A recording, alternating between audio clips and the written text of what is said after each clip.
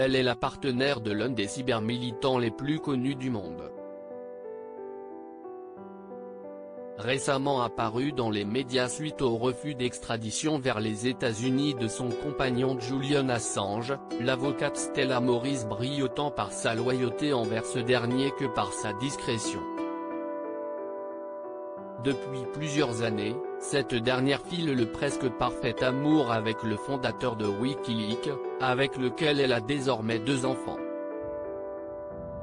Une histoire toutefois contrariée par les soucis d'ordre légaux de son partenaire, qui livre contre les États-Unis un combat sans fin depuis 2010.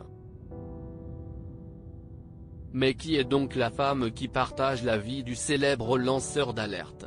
Née en Afrique du Sud dans le milieu des années 1980, Stella Moris y vit jusqu'à ses 8 ans avant de déménager au Botswana, au Lesotho, en Suède, en Espagne puis en Grande-Bretagne. Fille d'un père architecte et d'une mère directrice de théâtre, elle évolue dans un environnement grandement influencé par la politique. Très jeune, elle traverse en effet la perte de certains de ses amis activistes anti-apartheid. Ces expériences la poussent à se passionner pour le droit, qu'elle étudie plus tard à Londres ainsi que les sciences politiques.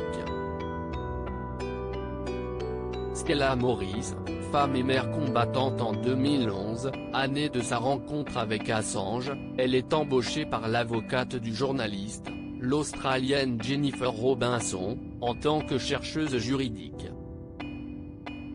Elle se distingue notamment par sa maîtrise des langues, parlant à la fois l'anglais, l'espagnol et le suédois. Si est d'ailleurs son talent pour le suédois qui fit d'elle un élément essentiel de l'équipe d'Assange dans les années 2010.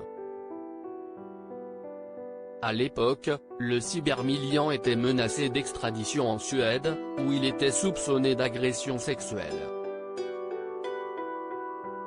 Aujourd'hui âgée de 38 ans, Moris est avocate spécialiste des droits de l'homme. Elle est la plus fervente partisane du fondateur de Wikileaks, et se bat notamment pour empêcher l'extradition d'Assange aux États-Unis, où il fait face à 18 chefs d'accusation. C'est en 2015 que commence officiellement l'histoire d'amour de Moris et Assange. Sous l'œil indiscret des caméras de surveillance de l'ambassade d'Équateur à Londres, le journaliste et l'avocate s'avouent leurs sentiments respectifs. Nous avions des sentiments l'un pour l'autre et, même si j'aurais aimé qu'on se rencontre dans d'autres circonstances, nous devions vivre notre vie. Il était mon âme sœur, confie Moris à Paris Match en 2020.